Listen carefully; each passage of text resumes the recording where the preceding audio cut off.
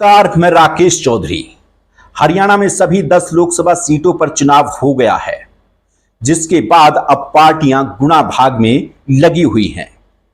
एक दिन पहले बीजेपी की इंटरनल रिपोर्ट निकलकर सामने आई, जिसमें माना गया कि पार्टी को हरियाणा में नुकसान हो रहा है। 2019 में पार्टी ने जहां 10 सीटों पर विजय हासिल की थी, वहीं इस बार पार्टी 2 सीटों पर मानकर चल रही है कि उन्हें हार का सामना करना पड़ सकता है। बीजेपी की इसी इंटरनल रिपोर्ट में कहा गया है कि 4 सीटें ऐसी भी हैं जहां पार्टी कांटे के मुकाबले में फंसी हुई है।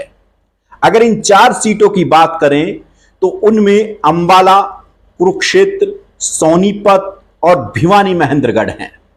वहीं जिन 2 सीटों पर पार्टी बहुत खराब प्रदर्शन अपना मान रही है, उसमें रोहतक और सिरसा सीट हैं। रोहतक की अगर बात की जाए तो रोहतक में दीपेंद्र हुड्डा कांग्रेस की तरफ से कैंडिडेट हैं, तो बीजेपी की तरफ से अरविंद शर्मा मैदान में हैं। अरविंद शर्मा मौजूदा सांसद हैं और 2019 में उन्होंने दीपेंद्र हुड्डा को चुनाव भी हराया था।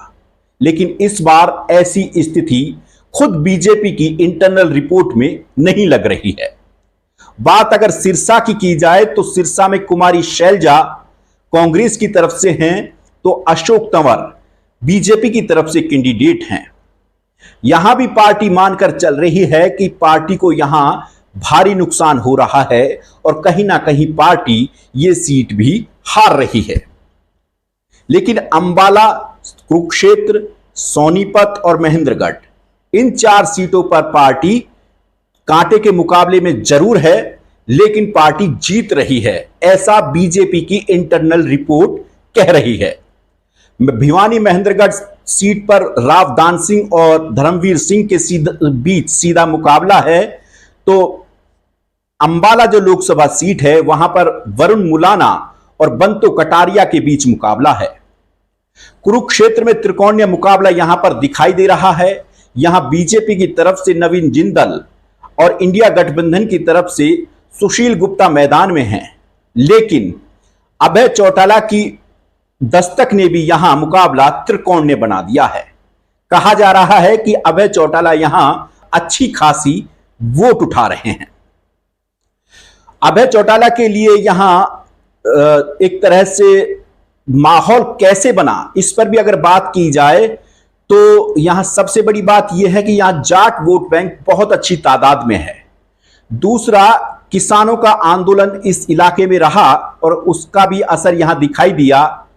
तीसरा, जो गुरुनाम सिंह चढ़नी जो किसान आंदोलन के अग्रणी नेता थे और जिन्होंने बढ़ चढ़कर किसान आंदोलन में हिस्सा लिया, उन्होंने खुलेआम अभय चौटाला का समर्थन किया और उनके साथ गांव-गांव जाकर वोट मांगे। तो इस लिहाज से अभय चौटाला भी यहां मजबूत दिखाई दे रहे हैं। जबकि बीजेपी अपनी 4 सीटें ऐसी हैं जिन्हें मानकर चल रही है कि ये आसानी से जीत जाएंगी। उन 4 सीटों की अगर बात करें तो उनमें गुरुग्राम, फरीदाबाद, हिसार और करनाल, ये 4 सीटें ऐसी हैं जहां बीजेपी मानकर चल रही है कि यहां किसी से कोई टक्कर उनकी नहीं है और पार्टी यहां आसानी से इन सीटों को जीत रही है।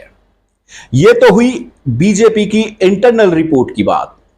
लेकिन अब बात करते हैं कांग्रेस की इंटरनल रिपोर्ट की कि आखिर अब कांग्रेस की इंटरनल रिपोर्ट में क्या कुछ निकलकर सामने आया है।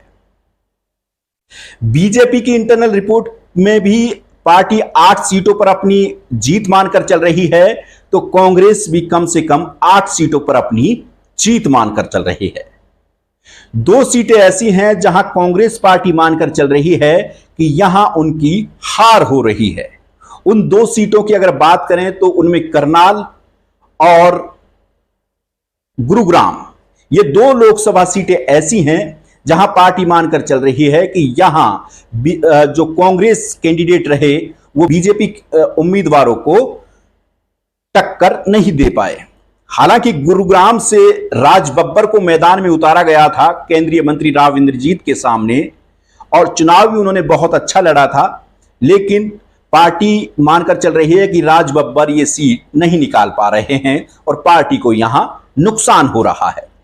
करनाल में पूर्व मुख्यमंत्री मनोहर लाल खट्टर हैं बीजेपी की तरफ से, तो कांग्रेस ने यहां युवा चेहरे बुद्धि राजा पर दांव खेला था, लेकिन वो मुख्यमंत्री मनोहर लाल खट्टर को टक्कर देते नहीं दिखाई दे रहे हैं।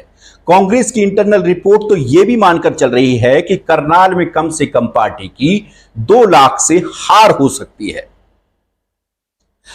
इस बीच 4 सीटें ऐसी हैं जहां कांग्रेस पार्टी मानकर चल रही है कि इन 4 सीटों पर बीजेपी उनसे मुकाबला नहीं कर पा रही है और पार्टी यहां आसानी से जीत दर्ज कर रही है। ये 4 सीटें हैं रोहतक, सिरसा, भिवानी, महेंद्रगढ़ और सोनीपत। यहां पार्टी मानकर चल रही है कि इन 4 सीटों पर बीजेपी कैंडिडेट कांग्रेस कैंडिडेट का मुकाबला नहीं कर पाए हैं और इन 4 सीटों पर पार्टी आसानी से जीत जाएगी। लेकिन जो 3 सीटें हैं जहां पार्टी मानकर चल रही है कि इन पर टक्कर है, लेकिन जीत कांग्रेस कैंडिडेट की होगी, उन 3 सीटों में फरीदाबाद लोकसभा सीट भी शामिल है। इसके अलावा हिसार की सीट भी शामिल है और एक जो सीट शामिल है वो अंबाला है। यहां पार्टी मानकर चल रही है कि यहां कांटे का मुकाबला है और इस कांटे के मुकाबले में पार्टी की तरफ से जो फीडबैक नेताओं ने दिया है उसमें कहा गया मुकाबला बेशक कांटे का है, लेकिन पार्टी इन तीनों सीटों पर भी जीत दर्ज कर रही है। और कांग्रेस ने कुरुक्षेत्र की जो सीट है जिस पर बीजेपी की इंटरनल रिपोर्ट में त्रिकोणीय मुकाबला बताया गया है और पार्टी के लिए थोड़ी टफ सीट बताई गई है, वहां कांग्रेस मान रही है कि जो सुशील गुप्ता आम आदमी पार्टी के कैंडिडेट इंडिया अलायंस से जो लड़े हैं वो यहां मजबूत स्थिति में हैं और आसानी से चुनाव जीत जाएंगे। बहरहाल अब यह सही मायने में पता 4 तारीख को ही चल पाएगा कि कौन सी पार्टी कितनी सीटों पर हरियाणा में जीत दर्ज कर पाई है।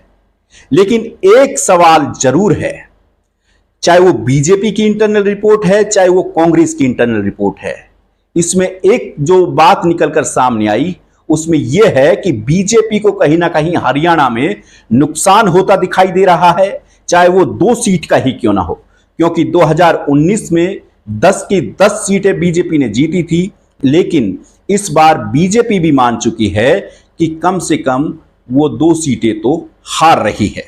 वहीं कांग्रेस की अगर बात करें तो यहां एक बात साफ है कि कहीं ना कहीं कांग्रेस को इस बार हरियाणा में फायदा मिलता दिखाई दे रहा है।